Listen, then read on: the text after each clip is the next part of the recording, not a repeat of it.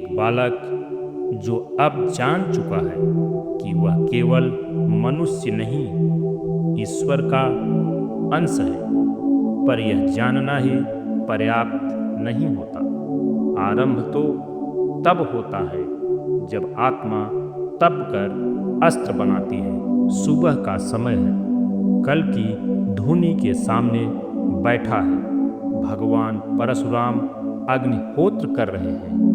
धूप की किरणें कल्कि के चेहरे पर पड़ रही हैं, पर उसकी आंखें बंद हैं, भीतर यात्रा कर रही हैं।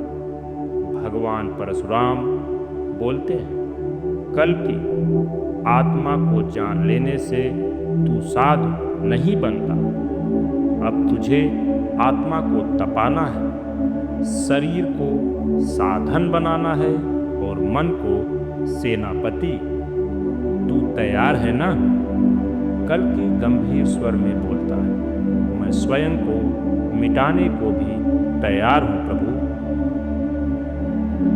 भगवान परशुराम के आदेश पर साधना प्रारंभ होती है। कल्कि को पर्वत की ऊंचाई पर एक गुफा दी जाती है।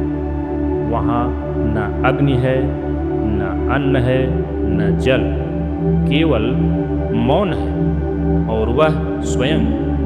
वहाँ 21 दिन तक उपवास, मौन और ध्यान, हर दिन नई परीक्षा।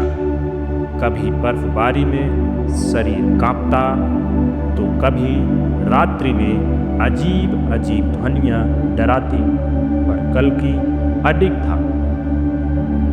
वहाँ उसकी मुलाकात एक दिव्य प्राणी से होती है, एक सफेद रंग का सिंह।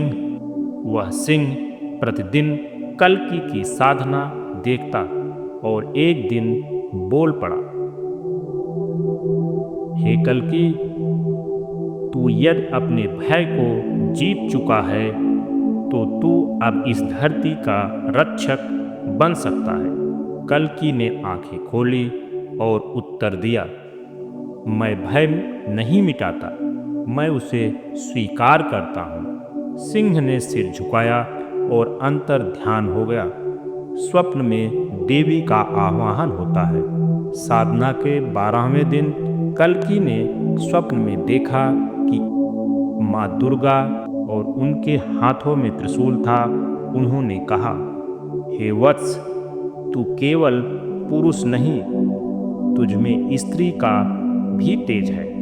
जब तेरा मन पूरी तरह से सम हो जाए, न राग न द्वेष, तब तू वह खड्ग धारण करेगा जो युगों से छिपा है। सुबह जब कल्कि उठा, माँ दुर्गा की एक प्रतिमा स्वयंभू रूप में खड़ी थी, पत्थर की नहीं, प्रकाश की। एक दिन ध्यान की गहराई में कल्कि अपने भीतर एक तेजस्वी तलवार देखता है, श्वेत प्रकाश से बनी हुई, जिसके चारों ओर मंत्र लिपियां घूम रही थी।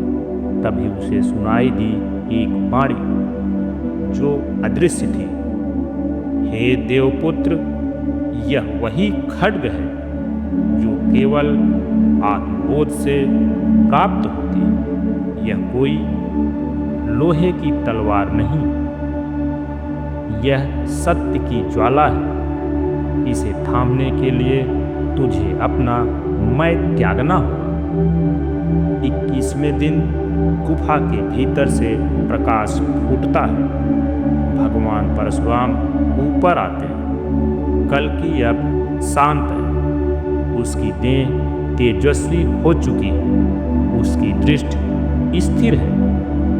परशुराम एक धातु का डिब्बा खोलते हैं। उसमें एक पुरातन खड्ग है। यह कोई सामान्य तलवार नहीं, यह कालजयी खड्ग है।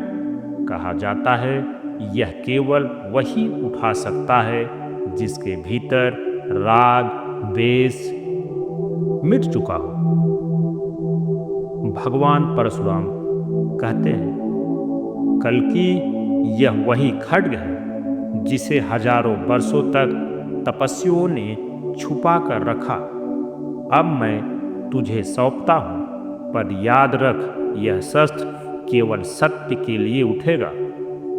कल्कि खड्ग को उठाते हुए कहते हैं, मुझे किसी से युद्ध नहीं करना है प्रभु, पर जब अधर्म मेरे सम्मुख खड़ा हो तो मौन भी पाप है।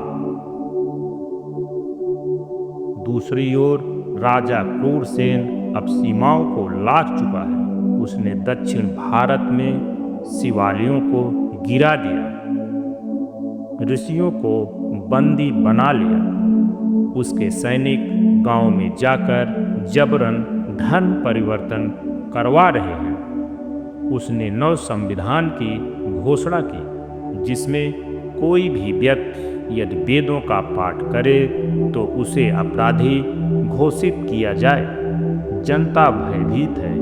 देवताओं की मूर्तियां अपवित्र की जा रही हैं और वही एक बालक खड्गधारी बन चुका है। एक दिन रात्र में जब कल्कि ध्यान में था, तब 7 ज्योतियां आकाश से उतरती हैं। सप्तऋषि सामने प्रकट होते हैं। वे उसे आशीर्वाद देते हैं। सप्तऋषि वशिष्ठ कहते हैं, हे नरोत्तम, तुझे अब संसार में उतरना होगा। तेरी साधना पूर्ण हुई, पर पहला युद्ध अपने भीतर के भय से करना होगा। सप्तऋषि अत्रि बोलते हैं, तू अकेला नहीं होगा, तेरे साथ होगा एक युग का समर्थन, एक अधूरी प्रतिज्ञा जो तू पूरी करेगा। कल्कि अब एक युवा योद्धा के समान दिख रहा था। खड्ग उसके पीछे बंधा था और नेत्रों में ज्योति। वह परशुराम को प्रणाम करता है और पर्वत से नीचे उतरता है। युद्ध अभी शुरू नहीं हुआ, पर अधर्म कांपने लगा है।